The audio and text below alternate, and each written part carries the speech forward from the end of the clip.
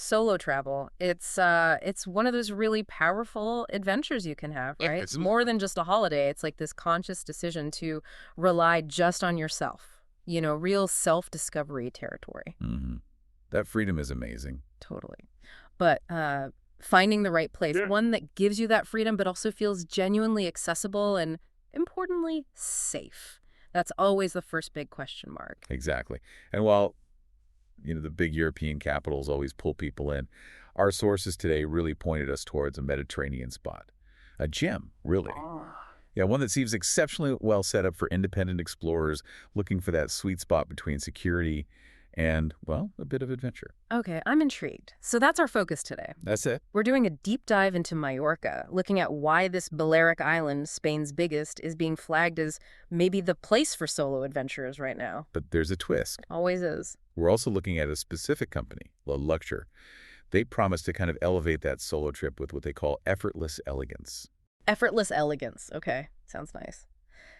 So our mission today is digging into a mix of sources. Yep, we've got a solo traveler's guide, some really interesting social media bits from people who've just been, and then these detailed company notes from Luxure itself. Right. And pulling it all together shows two things: Mallorca's practical side, its infrastructure, Yeah. and this surprising other side to Luxure. It's about bespoke service, sure, but also something else, something quite focused on efficiency. Interesting duality there. Okay, so let's start with the basics, the foundation. Why Europe, generally for solo travel, and how does Mallorca fit in? Well, the sources make it clear Europe's a top choice for a couple of big reasons. Yeah. First, you've got these amazing public transport networks. Really extensive, really reliable, makes getting around, frankly, pretty easy. Mm-hmm. Less logistical stress. Exactly. And crucially, safety. The Global Peace Index, the 2023 one, consistently ranks Western Europe as one of the safest regions globally. That's huge for peace of mind when you're on your own. It's a real measurable thing. Okay, so that's the big picture, continental safety. But what about Mallorca itself? The guide we looked at mentioned this sort of graceful balance. Safety, beauty, and that practical freedom solo travelers need. It does nail that balance. Yeah. Mallorca consistently ranks among Spain's safest regions. So that's your baseline security covered. Right. But what comes through really strongly from all the sources is the psychological safety, the vibe. The vibe. Tell me more. People describe the locals as just really warm, very approachable, especially, and this is key, if you venture outside those massive party resorts. Okay, good tip. Yeah, that welcoming feeling just makes you feel instantly more comfortable, more at ease. It's a big deal when you're navigating solo. And the practical side, the logistics, sounds like they've got that sorted too. Arrival, for instance. Oh, yeah. Palma de Mallorca Airport, PMI, it's a major hub. You can get direct flights from over 150 European cities. So you land, and boom, you're right there, connected. No complicated transfers or anything. Not necessarily. Once you're there, you don't automatically have to, panic about hiring a car. Good. There's a good network of buses and trains.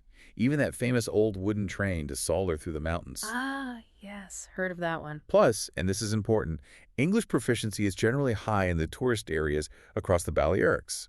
That just removes another layer of potential stress, communication barriers. Definitely helps. Now, I was interested that the sources talked about mobility beyond just buses and trains. Like, the culture supports active exploration. Totally. Scenic hikes, dedicated cycling routes. There's even this historic trail, the Ruta de Pedra on Sec, the Dry Stone Route. So you can get around actively. Absolutely. Renting a car is described more as an option, not a must-do. Sure, it helps if you want to find those really hidden little coves, the Kelas, or remote mountain villages. Makes sense. But you can have a fantastic full trip using just public transport and your own 2 feet. That's a massive plus for anyone wanting to keep things simple. Okay, so you've arrived. It's safe. You can get around easily. What about the culture itself? How does it actually feel to be there alone? Because let's be honest, mealtimes can sometimes be the awkward bit of solo travel. Mallorca seems really well set up for this. The infrastructure is solo-friendly. Accommodation, for example, is super varied. Like what? You've got your social hostels in Palma if you want to meet people straight away. Then there are sophisticated boutique hotels and these lovely rural places called agroturismos. Agroturismos. Tell me about those. Sure. Think charming farm stays, often beautifully restored old buildings. The focus is on local food, peace and quiet, getting a feel for traditional Mallorcan life. usually in stunning countryside settings. Sounds idyllic. Yeah, so whether you want buzz or total solitude, there's something. And back to the food thing. Dining alone. Right. The sources really highlight Spain's tapas culture here. It's just naturally suited to solo diners, isn't it? Well, it's relaxed. It's social even when you're alone. You're often eating at a bar or a high table. You're ordering small plates, grazing, sampling. Not stuck with one huge main course. Exactly. It's the perfect setup to try local things without feeling conspicuous or, awkward. Did the sources mention any specific local dishes to try? I know you pulled some out. Oh, definitely. The classic is sobrasada. It's this soft, paprika-spiced sausage, usually spreadable. Amazing. Okay. And tummet. That's like a local version of ratatouille. Yeah. Layers of fried aubergine, potatoes, peppers, tomato sauce. Really good. Where's a good place to try these? The Santa Catalina market in Palma gets a specific mention. Sounds like a great spot to just pull up a stool, grab a few plates, soak it all in. Low pressure, lots of atmosphere. Nice. And what if you do want to connect with people? Because solo travel doesn't always have to mean being isolated, right? Absolutely not. Yeah. The island seems to have lots of built-in ways to socialize if you want to. Group activities are easy to find, things like boat trips, cooking classes, wine tastings. Easy ways to meet fellow travelers. Yeah, or even just attending cultural events. Palma has something called Nidi del Art, an art night festival. Going to things like that offers natural ways to chat with people without any forced mixer vibe. Good point. And all this is happening against what sounds like a stunning backdrop. Incredible backdrop. Yeah. You've got the coastline, everything from tiny dramatic coves like Caladea to huge stretches of white sand like Es Trank. Wow. And then, completely different, you have the Serra de Tramontana Mountains, a UNESCO World Heritage Site, no less. So mountains and beaches. Exactly. And the mountains are dotted with these ridiculously charming villages. De A, Fornolux. The landscape itself is kind of an endless companion for exploring. Okay, it sounds pretty perfect, safe, easy to get around, culturally rich, beautiful. But, even with the best planning, solo travel can lead to decision fatigue. Mm-hmm. Been there. What if you're kind of past the backpacking stage? You want the freedom, but maybe without all the logistical heavy lifting. You want things taken care of. And that is precisely where our second player, this company, Luxure, enters the picture. Oh, okay. They seem to operate in that exact space, Good. offering services designed to take you, as they say, beyond the guidebooks. Right. They specialize in creating these bespoke moments for independent travelers. The whole idea is freedom, but delivered with that touch of effortless elegance we mentioned. So it's more than just booking things. What does that indulgence actually look like? The sources said they help clients live Mallorca like never before. What does that mean in practice? It seems to be about access and privacy. They talk about opening doors to quiet corners of the island that only locals know. Okay. So it's not just about being exclusive, it's about helping you feel that sense of personal discovery, but without you having to do all the research and, guesswork to find those spots. And for food lovers, beyond tapas. Yeah, they take the dining experience up a notch. We're not just talking restaurant reservations. They mention organizing, like intimate wine tastings, or even getting you private access to a wine cellar that's opened, quote, just for you, even if you're a party of one. Wow, okay. That's pretty tailored. And for adventure, exploring those UNESCO mountains. They take the planning headache away, How? arranging private guides, designing a hiking route that's specifically made to your measure, so tailored to your fitness, what you want to see. Made to measure hiking. Interesting. Or for pure relaxation. Imagine a secluded gourmet picnic set up for you in the Tramontana, or a private sunset sail.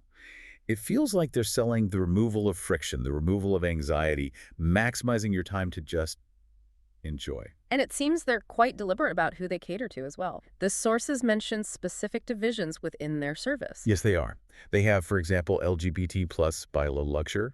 That's a service specifically focused on queer travelers, designed around authenticity, inclusion, making sure experiences are genuinely welcoming and customized. That's thoughtful. What else? They also run something called The Shop by Luxure, which sounds like a curated retail space, online maybe, offering high-end products, stylish essentials to unique finds, reflecting their overall brand style. Okay, so they're really positioning themselves in that premium curated space, masters of logistics, curation, ensuring this seamless, beautiful, private experience. Exactly. But here's what gets really interesting, right?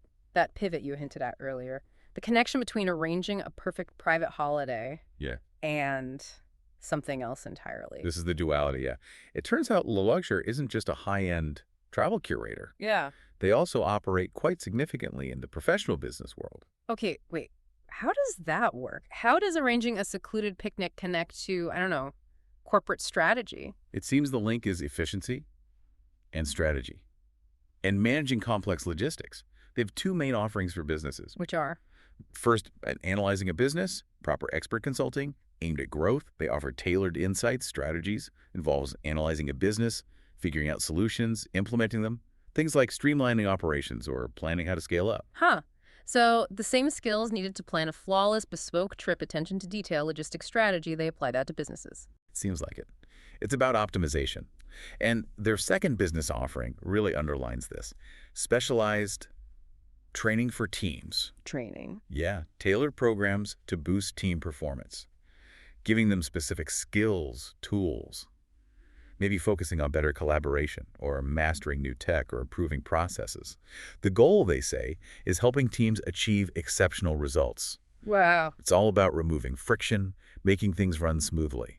Whether things means a solo traveler's personalized itinerary or a company's entire workforce. That is genuinely fascinating. Okay, so let's bring this deep dive together. What are the main takeaways for someone listening?